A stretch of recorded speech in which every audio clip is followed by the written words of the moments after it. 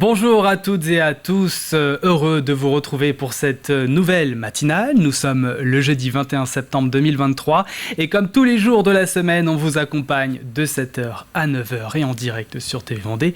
Bienvenue donc, on fait un point sur les titres de votre journal 100% Vendée sur ce qui nous attend d'ici une demi-heure. Nous évoquerons cette rentrée au lycée professionnel René Cousinet du côté de Chaland. L'IFAS du Greta CFA de Vendée a acquis un rail de manutention, des détails qui seront à retrouver dans le journal. Mais on parlera aussi d'une première en Vendée, le Pays des Herbiers qui obtient le label Territoire Bio Engagé. Créé il y a 11 ans, il garantit le niveau de réussite d'une collectivité territoriale dans son engagement. L'invité, cette fois-ci pas de 8h15 mais plutôt de 8h45, c'est Audrey Grain, docteur en hématologie et oncologie pédiatrique au CHU de Nantes. Nous la recevons dans le cadre de Septembre en Or. Nous allons présenter ensemble cette initiative encore trop peu connue. Quel est son rôle, son but? Nous reviendrons sur les différentes maladies cancéreuses aussi chez les enfants qui diffèrent selon l'âge. Il y a aussi vos chroniques qui sont passées que vous pouvez retrouver sur le site de tvvendée.fr, le plus info en Vendée et l'extrait du jour. On n'oublie pas le jeu de la semaine. Vous avez jusqu'à demain, vendredi, pour trouver la réponse à la question qui sera à suivre en fin d'édition. Pour cela, vous aurez un indice, le 4e de la semaine. Mais avant tout ça, un petit mot des prévisions météo. La dégradation se confirme en Vendée, on sent que l'automne arrive à grands pas, c'est dans 2 jours. C'est la pluie donc qui va nous accompagner dès ce début de journée. Les températures, quant à elles, varient en moyenne entre 18 et 19 degrés, 18 dans les terres, 19 proches des côtes. Pas d'amélioration prévue dans l'après-midi. Du gris et de la pluie, toujours au programme. Des averses orageuses localement sont même possibles si vous vous trouvez dans les terres. 20 degrés en moyenne sur l'ensemble du département. Donc pour le meilleur de la journée, côté Mercure. Concernant les marées, la pleine mer arrivera lors de la dernière, arrivera maintenant, là d'ici 2 minutes, 8h35, on y est. La suivante dans la soirée, 20h55, en plein milieu de l'après-midi. Concernant la basse mer, 15h06, précise.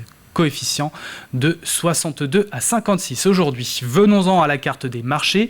Il y en a un peu partout aujourd'hui dans le département de la Vendée. Tout est plutôt bien réparti. On peut aller dans le nord, à Beauvoir-sur-Mer, plus à l'est, à Saint-Mémin et Pouzauges, La Roche-sur-Yon pour le centre, Mouzeuil-Saint-Martin au sud. Sur le littoral, il y a le choix, les Sables-d'Olonne, Bretignolles-sur-Mer ou encore Talmont-Saint-Hilaire. Nous sommes le jeudi 21 septembre 2023 et le 21 septembre, nous embrassons les Morane, Mathéo, Mathieu ou encore les Déborah. 3 journées internationales que l'on retient aujourd'hui, celui de la paix. Cette journée est également dédiée à la biodiversité, mais aussi à l'Alzheimer où près de 800 000 personnes sont touchées en France. Côté anniversaire, c'est celui de François Cluzet aujourd'hui. L'acteur souffle sa 68e bougie. Un mot vers le ciel pour vous dire que le soleil est avec nous jusqu'à 20h06. Les journées deviennent maintenant de plus en plus courtes, vous l'avez sans doute remarqué. C'est tout pour les infos pratiques, je pense qu'on a été plutôt complet. Voici le journal 100% Vendée de la rédaction, c'est parti.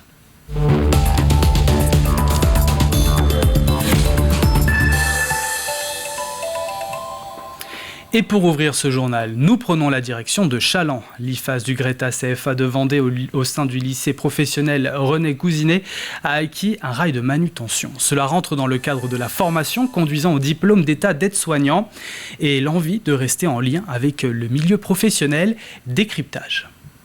C'est un appareil d'un soulève-personne qui va permettre de passer d'un point A à un point B, une personne en perte d'autonomie. Donc d'un lit à un fauteuil, d'un lit à un brancard douche, d'un fauteuil à un lit.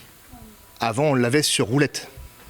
Et l'évolution du matériel fait qu'aujourd'hui, maintenant, c'est sur rail plafonnier. Et c'est beaucoup plus confortable et c'est surtout pour limiter les troubles musculo-squelettiques des soignants. On a beaucoup moins de manipulations à faire. Un rail qui est de plus en plus utilisé dans les établissements de santé et d'accueil pour les personnes âgées et dépendantes. D'ailleurs, une sélection d'admission en formation est prévue jusqu'au 10 novembre avec une entrée prévue le 8 janvier et c'est ouvert à tous, quel que soit le profil et le niveau d'études. On accueille tous les publics, tout le monde peut candidater, qu'il soit titulaire d'un baccalauréat ou sans diplôme. On organise un parcours de formation individualisé pour chaque personne, suivant sa situation. S'ils ont déjà un diplôme professionnel comme ambulancier ou auxiliaire puère, ou s'ils n'ont vraiment aucun diplôme et qu'ils ont très envie de devenir aide-soignant, il n'y a pas de souci, ils peuvent rentrer en formation. Quelqu'un qui a un diplôme d'aide-soignant en Vendée ou en Pays de la Loire, de toute façon trouvera du travail. C'est une obligation. Une usine à gaz transformée en logement, c'est ce qui va se passer à Saint-Gilles-Croix-de-Vie. Le site à l'abandon depuis plus de 10 ans va être totalement transformé ces 3 prochaines années pour accueillir 2 nouveaux bâtiments et une 60aine d'appartements. Les travaux vont débuter à la fin du mois d'octobre. Un projet de réaménagement urbain comme il en existe de plus en plus. L'objectif est de correspondre aux attentes de la zéro artificialisation nette en construisant sur des friches urbaines plutôt que sur des terres. Reportage de Colline Davy et Diane Delangle. Ces images de sites à l'abandon ne seront bientôt qu'un lointain souvenir. En friche depuis 2011, l'ancienne usine à gaz de Saint-Gilles-Croix-de-Vie va être totalement transformée. Un projet qui rentre dans le cadre de la zéro artificialisation nette et qui demande donc de s'adapter. Ça arrive de plus en plus parce il y a des nouvelles normes environnementales qui nous imposent de reconstruire la ville sur elle-même. Et donc de plus en plus, on est en réhabilitation ou en déconstruction dans des zones et des secteurs déjà habités. Reconstruire en ville est une chose, reconstruire sur un site pollué est une autre difficulté. Spécialisé dans les sites à reconvertir, Brownfields a investi dans 70 terrains du même type, avec à chaque fois la même marche à suivre. Il y a effectivement des sources de pollution qui ont été identifiées. Donc ces sources de pollution, on sera obligé de les excaver, c'est-à-dire de les sortir de terre et de les traiter avec des filières spécialisées. Donc ça sera traité hors site et ensuite via des mesures etc. qu'on réalisera au cours des travaux, c'est de nous assurer de la compatibilité sanitaire du site avec l'usage futur. Et cet usage futur, c'est le logement. 56 au total du T2 au T4. Un projet attendu avant même le lancement de la commercialisation prévu le 29 septembre. Une dizaine de familles se sont montrées intéressées. 9 logements seront accessibles en bail réel solidaire, une volonté de la ville. C'est aujourd'hui ce qui permet aux jeunes d'accéder à la propriété. Donc forcément sur le littoral, l'accès à la propriété est un peu plus compliqué qu'ailleurs. Et donc on se réjouit qu'en cœur de ville ici, on puisse avoir 9 logements qui vont être réservés à des familles avec des jeunes enfants qui vont devenir propriétaires. Mais avant de s'installer, il faudra patienter un peu. La phase de dépollution devrait durer jusqu'en avril 2024, puis viendra la construction de ces logements. La livraison est prévue pour le 2e trimestre 2026. Et concernant la stèle en souvenir à Guy Kergoustin, celle-ci est intégrée dans le futur projet. Elle sera déplacée de quelques mètres pendant la période de travaux. Guy Kergoustin fut directeur des exploitations de gaz et électricité de Croix-de-Vie. En 1942, il créa un groupe de résistance et fournit des renseignements sur les mouvements des troupes allemandes et la construction du mur de l'Atlantique. C'est un site qui a une histoire particulière puisqu'effectivement c'était une usine à gaz ici et pendant la Seconde Guerre mondiale, le chef du groupe de résistance local, Guy Kergoustin, travaillait ici et il a été arrêté ici sur ce site par la police française à l'époque. Il a été déporté en camp de concentration et il est mort en avril 1945 pendant les marches de la mort, quelques jours avant l'armistice. Et donc voilà, forcément on a une plaque ici qui va être mise en valeur, qui va être bien sûr conservée. Donc c'est un peu un site historique patrimonial où il s'est passé un des grands faits chez nous de la Seconde Guerre mondiale. Forcément, le groupe qui a racheté a bien vu que c'était important. C'est une plaque qu'on fleurit, c'est une plaque qui est aussi une plaque de souvenir avec des dépôts de gerbes et donc forcément ça va le rester. La journée nationale du sport scolaire a lieu chaque année en septembre. Hier, dans les écoles, collèges et lycées de France, des manifestations sportives, ludiques et éducatives ont eu lieu. Objectif, montrer le dynamisme de près de 2 millions d'élèves licenciés et attirer de nouveaux élèves vers la pratique sportive scolaire. Au Sables-d'Olonne, 400 lycéens se sont retrouvés sur la grande plage et beaucoup de sports étaient au choix lors de cette journée. C'est surtout des sports qui vont être un petit peu novateurs et puis très ludiques comme je le disais. On n'est pas sur un système de compétition avec nos sports bien codifiés. Là, on est là pour donner du plaisir et avoir envie de revenir plus pour l'aspect convivial de l'activité. Suite à cette journée, ils ont l'occasion après d'aller retourner voir leur professeur de PS pour s'inscrire à l'association sportive du lycée. Alors pour une somme d'environ une vingtaine d'euros, ils seront inscrits et puis après ils pourront pratiquer alors soit des choses très compétitives comme les sports collectifs, la gymnastique, l'athlétisme, etc. en compétition avec des sélections, soit des choses très promotionnelles comme aujourd'hui la journée du sport scolaire ou bien comme des promotions de beach soccer féminin. À l'occasion de la Semaine européenne de la mobilité, la ville de La Roche-sur-Yon fait le point sur les aménagements à destination des cyclistes. Plusieurs travaux et projets ont été lancés dans le cadre du plan vélo 2022-2034. L'objectif est de faire évoluer la place du vélo en ville en développant les infrastructures, nouvelles pistes cyclables, abris ou encore vélo cargo. On retrouve Julie Morigny en compagnie de Malik Abdallah, adjoint au maire délégué aux mobilités publiques et aux déplacements.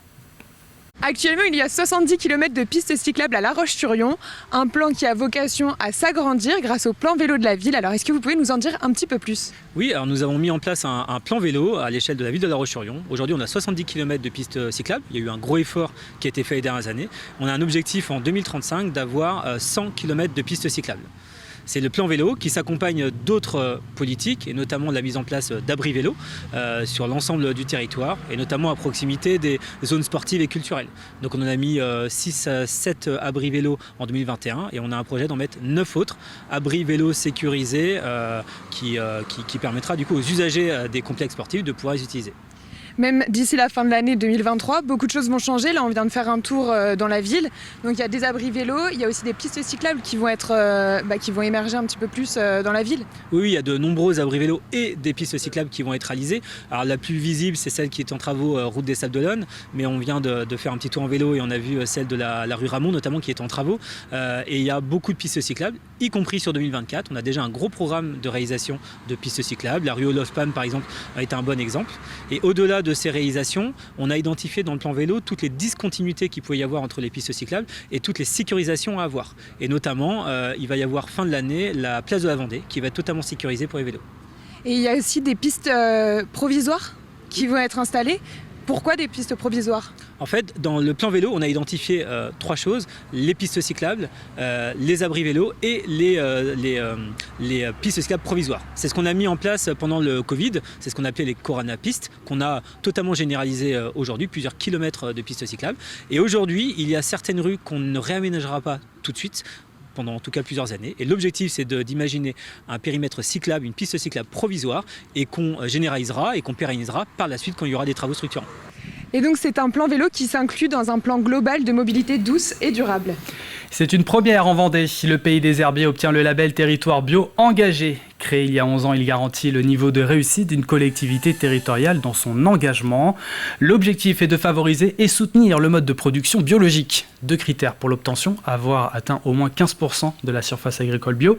Aux Herbiers, nous sommes à près de 17% et au plus de 22% d'approvisionnement bio dans les services de restauration. C'est le premier territoire qu'on labellise en Vendée. Écoutez, j'espère que beaucoup suivront. C'est une très belle reconnaissance. Non, c'est surtout un encouragement pour l'avenir parce qu'aujourd'hui, on a des projets. Et donc ça met l'accent sur le fait que nous sommes sur la bonne route. On va être là pour labelliser, par exemple, par rapport à la surface agricole, puisque la communauté de communes dépasse les 12% de SAU en bio. Ils sont à presque 17%. Voilà. Et puis, sinon, on récompense aussi les collectivités qui sont engagées dans l'alimentation biologique, c'est-à-dire qui appliquent la loi Egalim. Alors on est lancé dans un projet alimentaire de territoire. Ce projet alimentaire de territoire, il a vocation principalement d'essayer de mettre en concordance l'agriculture biologique et l'agriculture aussi locale, des produits vraiment locaux, pour pouvoir alimenter la restauration collective. C'est tout l'enjeu de notre projet alimentaire de territoire. On considérera qu'il sera réussi le jour où on aura réussi à mettre tout ça en concordance de manière efficace. La bio, elle a toujours été leader. Donc les territoires qui sont engagés en bio sont forcément des territoires leaders. À titre de comparaison, en France, la part de surface bio est égale à 10,7%, soit 6 points de plus en faveur du Pays des Herbiers. Certainement un précurseur dans le département de la Vendée. Voilà pour l'actualité du jour. On va terminer avec les prévisions météo détaillées de ce 21 septembre au matin. La dégradation se confirme en Vendée. C'est la pluie qui va nous accompagner dès ce début de journée. On sent que l'automne arrive à grands pas. Les températures, elles, sont plutôt stables, ça ne bouge pas trop. Vous comptez au lever du jour 18 degrés dans les rues de Chaland et l'île d'Olonne, 18 également pour la Châtaigneraie, la Roche-sur-Yon, mais aussi Némy. Nous irons jusqu'à 19 degrés sur l'île Dieu, Luçon et Lermenau. Cet après-midi, ça ne va pas vraiment s'améliorer. Des orages localisés seront même possibles. Les températures, pour couronner le tout, vont baisser. Au meilleur de la journée, nous aurons en moyenne 20 degrés sur l'ensemble du département, que vous soyez à l'est ou à l'ouest. Au nord ou au sud, nous perdons en moyenne 2 ou 3 degrés. Voilà pour ce flash. Nos chroniques du jour étaient à retrouver dans nos anciennes éditions. Il y avait le Plus Info, il était question ce jeudi du FDS Vendée qui a fêté ses 50 ans. Il y avait En Vendée également, où nous étions à la Villa du Bois Marin.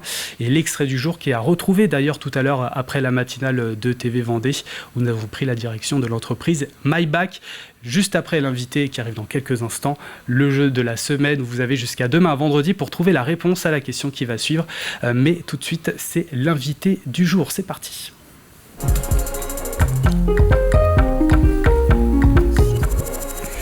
Et notre invité du jour, c'est Audrey Grain. Vous êtes docteur en hématologie et écologie pédiatrique au CHU de Nantes. Bonjour. Bonjour. Tout d'abord, on est concerné de quel âge à quel âge quand on parle de cancer pédiatrique ? Alors, les cancers pédiatriques, c'est seulement 1% des diagnostics de cancer en France et c'est 1500 nouveaux cas par an en France. Et nous prenons en charge les enfants de tous les âges. Ça va de la naissance à 15 ans. Ça, c'est la définition de la pédiatrie. Et donc, on voit des pathologies cancéreuses à tous les âges. Et est-ce qu'on peut naître avec une tumeur cancéreuse ? Ça arrive, oui. Ça arrive. Bon. Septembre en Or, c'est en France, mais pas que. Nous sensibilisons également à l'international. C'est le mois qui est dédié à la lutte contre les cancers pédiatriques. Plus largement, est-ce que vous pouvez nous expliquer l'objectif de Septembre en Or ?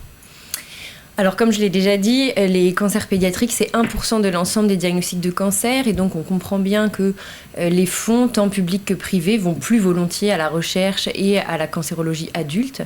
Et donc, Septembre en Or est une initiative qui a été formée pour communiquer, informer la population sur les cancers pédiatriques, sur cette problématique, et mobiliser la population et les fonds vers la recherche pour les cancers pédiatriques. Mais oui, je vous laisse terminer. Non, c'est pourquoi il faut mobiliser et sensibiliser. Est-ce que c'est parce que on n'en parle pas beaucoup ?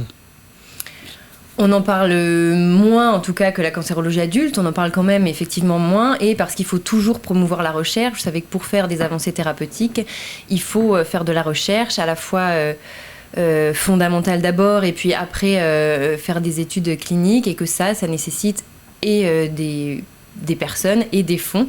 Et donc, c'est important de mobiliser les gens et les associations avec nous. On travaille dans le département notamment et dans la région avec beaucoup d'associations qu'on remercie et qui nous aident à mobiliser la population autour des cancers pédiatriques. Et donc, nous en parlons même si on n'en parle pas, c'est moins réputé que par exemple Octobre Rose, Septembre en Or. Est-ce que vous avez l'impression que ça touche quand même de plus en plus de gens si on compare aux années précédentes ? On a l'impression que ça prend de l'ampleur, oui, je trouve. Il y a de plus en plus de gens qui sont mobilisés. Et là, il y a beaucoup d'associations qui font des opérations en ce mois de septembre. Moi, je trouve qu'on en entend beaucoup parler. Beaucoup plus qu'il y a 10 ans, en tout cas. Comment on l'explique ça ? Comment ça se fait ? C'est dû justement à cette initiative de Septembre en Or, vous pensez ? Je pense, oui, que c'est le travail des associations, beaucoup, et puis des services cliniques aussi. Oui. Des associations de patients et puis des services cliniques qui travaillent. On travaille quand même main dans la main avec beaucoup d'associations pour ça. Et dans ces situations-là, il y a l'impact familial aussi. L'annonce d'un cancer chez les enfants a un effet traumatique aussi chez les parents. On n'est jamais trop préparé à ça. Il y a une attitude conforme à avoir envers eux. Comment ça se passe avec la famille ? Pour l'annonce de ce genre de choses. L'annonce d'une maladie grave et d'un cancer en particulier, c'est toujours un drame dans une famille, pour l'enfant, pour ses parents et pour l'ensemble de la famille. Et bien sûr, on accompagne à la fois l'enfant malade, bien sûr, et l'ensemble de la famille, donc les parents, mais aussi la fratrie. Il y a... Au-delà de la prise en charge médicale pure, des psychologues qui travaillent avec nous. Il y a énormément de personnes qui sont impliquées dans les soins de l'enfant, que ce soit des éducateurs par exemple, il y a du sport, il y a des socio-esthéticiennes, on travaille avec énormément de gens pour accompagner les patients et leurs familles tout au long de ce parcours qui est un parcours difficile et pour les soutenir du mieux qu'on peut. Et parce qu'automatiquement, ils se tournent vers le corps médical dans leur désarroi en fait. Oui, alors il s'appuie beaucoup sur l'équipe médicale et tous les soignants qui sont avec nous, et par là je parle aux soignants au sens large. Hein. Et puis il y a aussi les associations de patients qui font beaucoup d'opérations, même au sein des services, avec des temps de parole, la mise en place d'aides pratiques pour améliorer un tant soit peu le quotidien à l'hôpital de ces enfants et des parents. Alors vous avez un rôle à jouer évidemment, les parents aussi. C'est un peu les piliers des enfants. Comment on peut parler du cancer à ces enfants ? Comment est-ce que les parents peuvent en parler aux enfants ? Par exemple. Ou tout le monde. Alors c'est important d'en parler, ça c'est un fait. Je pense qu'il faut nommer les choses quand même, parce que les enfants, sinon, ils imaginent toujours, ils perçoivent toujours les émotions qui sont en jeu, et donc ils peuvent imaginer des choses pires. Donc c'est important de verbaliser, de mettre un mot sur ce qui se passe. Et après, évidemment, c'est des mots et un langage qui est adapté à l'âge et à la compréhension de l'enfant, avec... ça peut être des dessins, ça peut être des dessins animés parfois, on s'appuie, ou il y a des livres aussi qui existent pour expliquer la maladie aux enfants. Mais c'est important en tout cas d'en parler. Il y a plusieurs cancers pédiatriques, il faut le rappeler, ils sont différents que ceux qu'on trouve chez les adultes. Quels sont les cancers qui touchent les enfants ? Alors c'est des maladies extrêmement différentes de chez l'adulte en effet.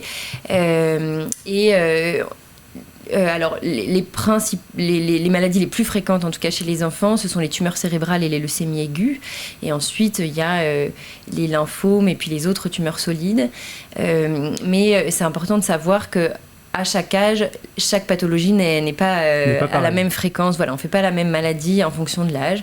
Et donc, il y a des maladies qui vont être plus représentées chez les adolescents et d'autres plus chez les nourrissons, par exemple. Justement, chez les adolescents, par exemple, c'est les 15-18 ans ? Oui, c'est ça ? On se rapproche des pathologies adultes. Il y a plus de lymphomes, par exemple. Il y a des leucémies toujours. Alors que chez le nourrisson, il y aura plus facilement, en tout cas, ce qui est plus fréquent, c'est les leucémies aiguës et les tumeurs solides abdominales. Et justement, les nourrissons qui, eux, n'ont pas la parole, comment est-ce qu'il y a des signes qui peuvent indiquer une maladie cancéreuse ? Alors les signes d'alerte chez tous les enfants, d'une manière générale, c'est difficile de donner des signes parce que au sein des cancers pédiatriques, il y a énormément de pathologies différentes. Néanmoins, il y a quand même toujours une grande fatigue qu'on appelle, nous, altération de l'état général. C'est vraiment une fatigue marquée. Ça peut être la palpation d'une masse, par exemple, des saignements anormaux, une perte de poids, ou des douleurs qui sont insomniantes, vous voyez, ou des douleurs qui perdurent longtemps. Donc il faut savoir s'alerter, ce ne sont pas des signes spécifiques, et donc il faut savoir s'alerter sur des signes qui durent, et puis sur une grande fatigabilité de l'enfant. Comment vivre au quotidien lorsqu'un enfant a un cancer ? Il y a le séjour à l'hôpital, mais ensuite il faut maintenir peut-être une certaine qualité de vie, l'école, peut-être des activités physiques, vous en parliez tout à l'heure. Comment vivre avec ça au quotidien ? On s'adapte ? On s'adapte, oui. Les traitements qui sont nécessaires sont lourds et ils sont prolongés. C'est plusieurs mois de traitement avec beaucoup d'hospitalisation quand même. Et donc, ce qu'on essaye de faire, et quand je dis on, c'est vraiment tous les acteurs qui travaillent autour des enfants qui sont atteints de ces pathologies, c'est de prolonger, de maintenir leur rythme de vie, mais avec la structure de l'hôpital ou en dehors à la maison. La plupart du temps, les enfants n'arrivent pas, pendant le traitement intensif, à retourner à l'école avec leur classe. Mais l'école se prolonge à l'hôpital. On a avec nous des enseignants qui travaillent en lien avec les écoles des enfants. On essaye de maintenir le lien avec leurs camarades, que ce soit au sport ou à l'école. Et maintenant, il y a beaucoup de technologies qui nous permettent ça, avec FaceTime, des choses comme ça. Donc on maintient le lien, on sait que c'est important. Et puis l'activité physique toujours, il y a du sport à l'hôpital, il y a des éducateurs, on essaye d'avoir le plus de matériel possible à l'hôpital pour favoriser l'activité physique. Et une fois que les enfants retournent à la maison, on encourage bien sûr à maintenir ça dans la mesure où l'état de l'enfant le permet. Merci Audrey Grain d'être venue sur le plateau de la matinale de TV Vendée et d'avoir répondu à nos questions, c'était important d'en parler. Le jeu tout de suite, c'est parti.